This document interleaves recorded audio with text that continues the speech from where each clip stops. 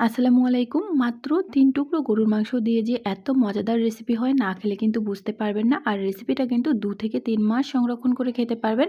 রেসিপিটা তৈরি করার জন্য প্রথমেই মাংসটাকে পরিষ্কার করে কুকারে দিয়ে দিচ্ছি।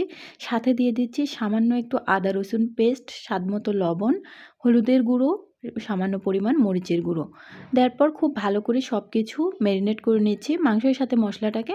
তারপর ১ কাপ পরিমাণ পানি দিয়ে আমি কুকারের ঢাকনাটা বন্ধ করে দিয়ে চুলা অন করে চুলায় বসিয়ে দিচ্ছি।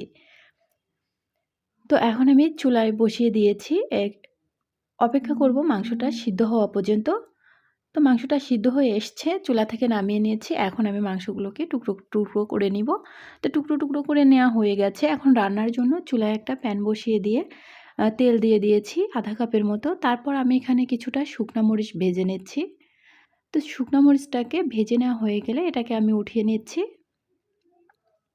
এই রেসিপিটা কিন্তু দারুণ টেস্ট। বিশেষ করে যখন আপনার কোনো কিছুই খেতে ভালো লাগবে না, তখন কিন্তু যখন তখন এই রেসিপিটা দিয়ে ভাত খেয়ে নিতে পারবেন। তো মরিচটা উঠে নেওয়া হয়ে গেলে আমি এখানে কিছুটা পেঁয়াজ বেরেস্তা করে নিলাম। তো পেঁয়াজটাও বেরেস্তা করে নেওয়া হয়ে গেছে। এখন আমি এটাকে উঠিয়ে নিব। উঠে নেওয়া হয়ে গেছে। এখন আমি ওই টুকরো করা মাংসগুলো এই তেলের মাঝে দিয়ে কিছুক্ষণ ভেজে নিব লালচে টাইপের করে। তো আমি কিছুক্ষণ নাড়াচাড়া করার পরেই এখানে আমি অ্যাড করে দিচ্ছি ২ টো তেজপাতা, দিয়ে দিচ্ছি একটা সাদা এলাচি, আর দিয়ে দিয়েছি ২ টুকরো দারুচিনি। এবার খুব ভালো করে নেড়েচেড়ে মিক্সড করে নিচ্ছি। সাথে দিয়ে দিচ্ছি কিছুটা কাঁচা পেঁয়াজ, একটা বড় সাইজের মতো হবে পেঁয়াজটা। এখন আমি দিয়ে দিচ্ছি কিছুটা রসুনের কোয়া। এই প্রসেস ফলো করে অবশ্যই একদিন রান্না করবেন, খেতে কিন্তু দারুণ টেস্ট হয়। এখন আমি দিয়ে দিব সামান্য পরিমাণ আদা রসুন পেস্ট, যেহেতু আমি আগেও দিয়েছি। খুব ভালো করে ভেজে নিয়ে এখানে একটুখানি লবণ দিয়ে দিচ্ছি, হলুদের গুঁড়ো একটুখানি দিয়ে দিচ্ছি, মরিচের গুঁড়াও একটুখানি দিয়ে দিচ্ছি, ধনিয়ার গুঁড়াও একটুখানি, পরিমাণে ঠিক যতটুকু লাগবে ততটুকুই। খুব ভালো করে ভেজে নিচ্ছি, তবে খেয়াল রাখতে হবে কিছুতেই যেন পুড়ে না যায় মশলাটা। এখন আমি কিছুটা পানি দিয়ে দিলাম সামান্য পরিমাণে। এখন খুব ভালো করে নেড়েচেড়ে ঢেকে দিয়েছি। কিছুক্ষণ পর ঢাকনাটা খুলে আমি আবারও একটু নেড়েচেড়ে ভেজে নিচ্ছি। পানিটা দেওয়ার কারণ মশলাটাও কষানো হয়ে গেলে আর রসুনের যে কোষটা আছে সেটাও কিন্তু সিদ্ধ হয়ে যাবে। মাংসটা তো আগে থেকেই সিদ্ধ করে নেয়া।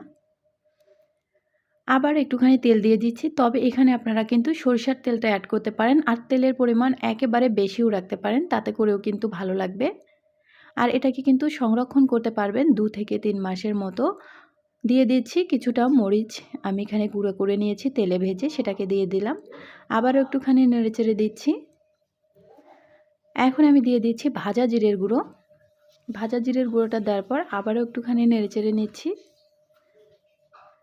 খেয়াল রাখতে হবে কিছুতেই যেন পুড়ে না যায়। তারপর আমি দিয়ে দিচ্ছি বেরেস্তা করা পেঁয়াজটা। রেসিপিটা যদি আপনাদের ভালো লাগে তাহলে অবশ্যই আমার পেজটিতে ফলো দিবেন, ভিডিওতে লাইক কমেন্ট করবেন আর ভিডিওটা পারলে শেয়ার করে দিবেন।